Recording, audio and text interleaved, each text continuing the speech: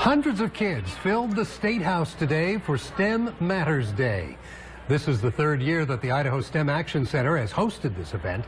Every year, the need for STEM jobs in Idaho just grows. The Idaho Department of Labor says around 7,000 STEM-related jobs went unfilled in Idaho last year, and that's nearly double from the year before. Well, the STEM Action Center hopes that this event will encourage kids to seek a job in a STEM field such as computer science or engineering. And events like this show that STEM can not only lead to a career, it can also be a lot of fun. You're playing with robots? Yeah. Nothing generates curiosity quite like science. Yeah. Technology, the robots, the gadgets, you know. The gadgets are so fun to play with. It's almost like toys, but I know when I call your drone a toy. It's not a toy. It's a serious meteorological observational piece of equipment, my friend. Yeah, you don't like it when I call it a toy. It is actually. It's a fun toy. It is an awesome toy.